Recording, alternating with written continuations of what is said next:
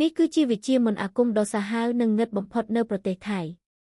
ដោយការប្រើឆ្អឹងសាកសពក្មេងតូចដាក់ចូលក្នុងខ្លួនតុកតារួចសូត្រមន្តវិជាបញ្ចុះតុកតានេះនឹងធ្វើតាមបញ្ជាម្ចាស់គ្រប់យ៉ាងដើម្បីសម្រេចរាល់បំណងប្រាថ្នានារីម្នាក់បានសាកល្បងដាក់បណ្ដាសាសម្រាប់បុរសម្នាក់ដោយប្រើឈាមរបស់ខ្លួននាងបានលុតជង្គង់បួងសួងសុំឲ្យវិញ្ញាណកូនមាសជួយសងសឹកអ្នកដែលធ្វើបាបនាង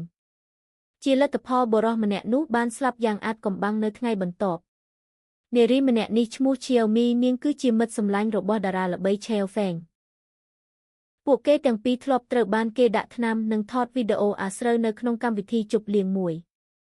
ឈៀវហ្វេងបានធ្វើអត្តឃាតព្រោះមិនអាចទ្រាំនឹងការគំរាមកំហែងបានរីឯឈៀវមីបែរជាលាក់ការពិត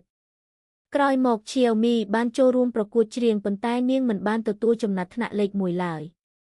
នារីអភិជនម្នាក់បានប្រាប់នាងថាតុក្កតារបស់នាងត្រូវតែមានគ្រូសូត្រមន្តបើកភ្នែកទើបនាំសំណាង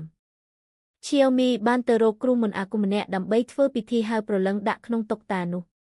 ចាប់តាំងពីពេលនោះមកសំណាងរបស់នាងក៏ចាប់ផ្ដើមប្រែប្រួលនិងបានជួបផលិតករម្នាក់នាងបានក្លាយជាតារាល្បីនិងមានជីវភាពធូរធារប៉ុន្តែរឿងចម្លែកក៏ចាប់ផ្ដើមកើតឡើង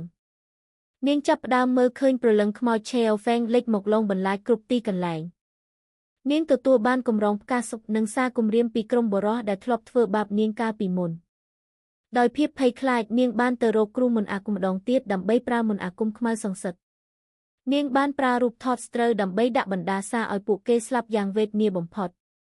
មិត្តភក្តិនាងបានដឹងការពិតនិងព្រមាននាងឲ្យឈប់ប្រើមន្តអាគមងឹតនេះទៀតឈៀវមីចាប់ផ្ដើមយល់សប្តិអាក្រក់និងជួបរឿងព្រឺព្រួចកាន់តែខ្លាំងនៅក្នុងផ្ទះរបស់នាង